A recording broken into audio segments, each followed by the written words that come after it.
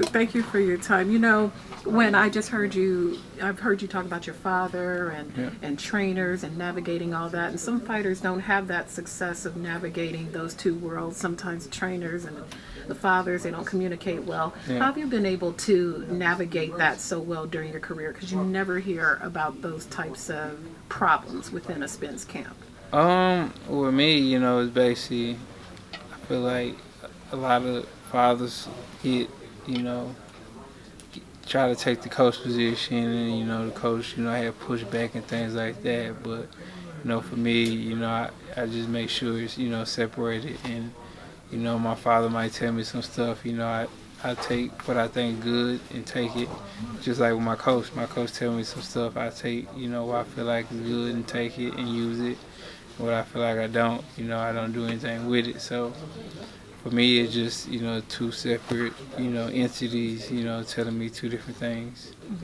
Earlier, we talked about, I asked you about some of Pacquiao's best wins.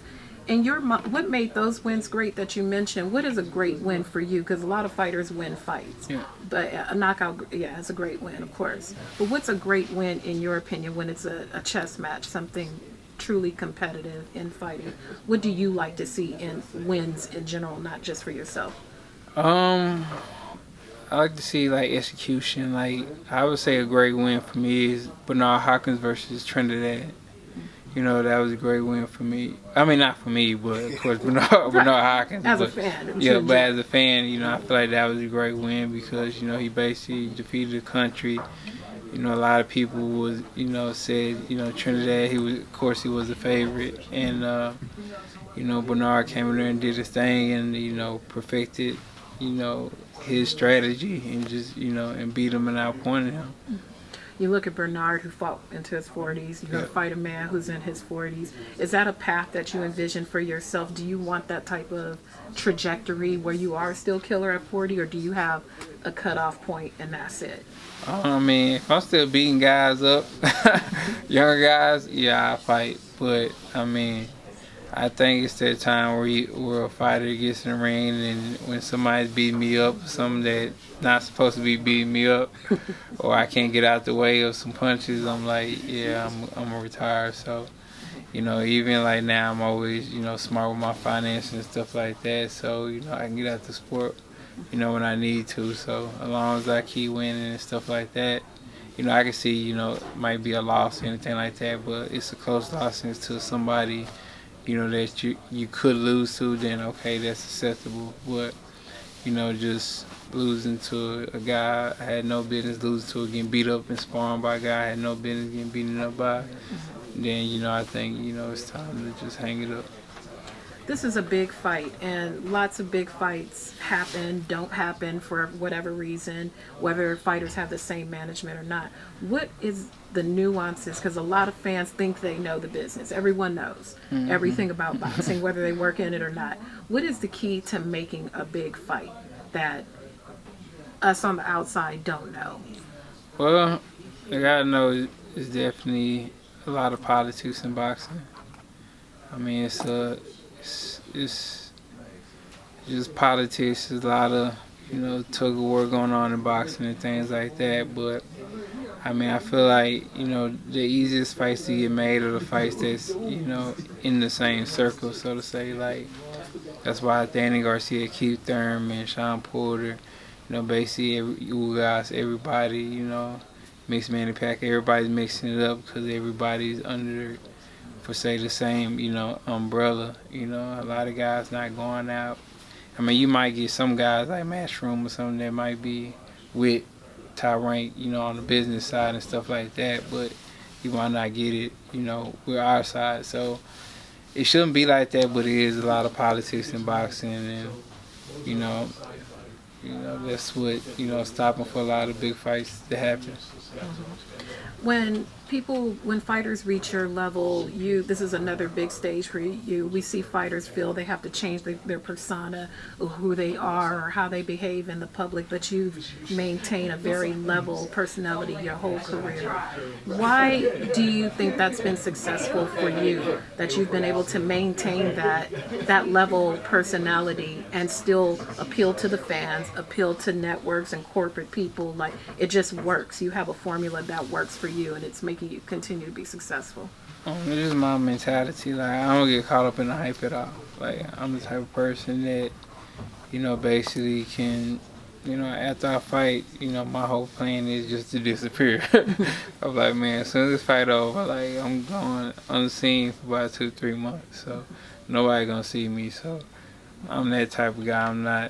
I don't care to be on camera, or care to be seen, or even care to get my name mentioned. Like, of course, I want to be mentioned one of the best and things like that. Like, I want to win, but as far as just, always being in the camera, being in front of the camera, like, when the job calls, okay, it's time to do it. But, half time, I'm with my kids, I'm chilling, like, I'm not trying to be bothered. So I think that helps a lot, that, I'm not trying to be in the forefront of everything. With that chilling, farm life, animals, You got a lot of animals now, riding horses, yippee-ki-yay. What can we learn from animals? Because that seems to have brought a different level of peace to you, a different level of zen. You're already low key, but how has that changed you, or how does it help you? One thing, it definitely gives me a lot to do.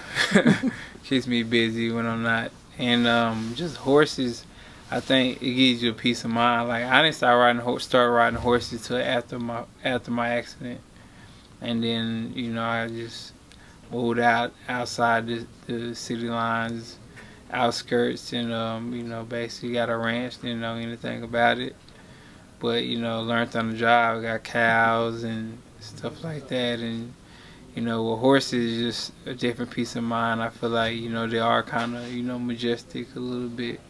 And you can learn a lot from them, especially patience, with something that big and that strong. You got to have patience, because with horses, they can get spooked real fast and, kick or anything. So it just teaches you, respect of, other living creatures and stuff like that. I rode a horse once. It scared the hell out of me. I thought I was going to fall. What was that first day? Because you are an athlete. If I fall, I break my leg, it's whatever. Yeah. But you are an athlete. What was that first day with the horse like? Did you just jump on the horse fearless? Like, what did that look like for you?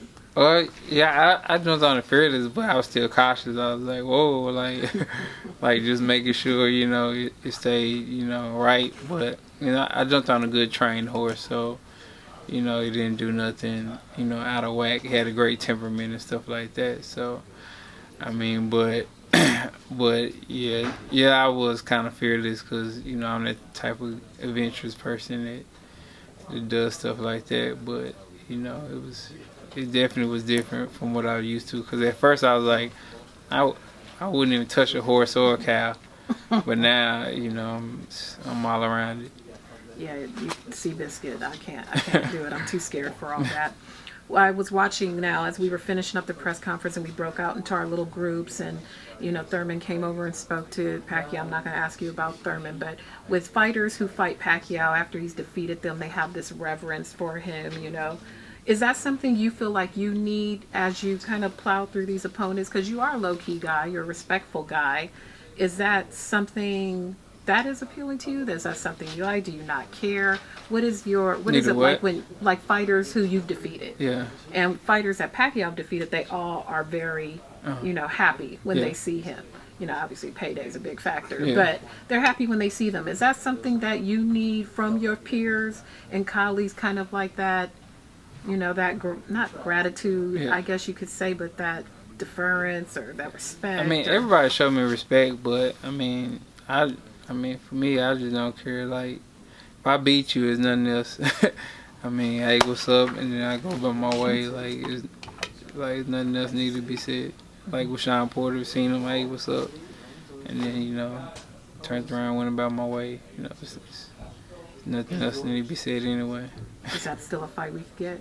Who? Sean Porter. With me? Yeah, he likes to. Oh nah, I mean nah. And lastly, fans in general have a lot of respect for you. There's a lot of factions on in social media and fandom. They like this fighter or this promoter or this thing for whatever reason, but you are universally enjoyed by fans no matter who their affiliation is with. What do you say to those fans, because they do enjoy you and you tend to be just outside of like the chaos of fandom?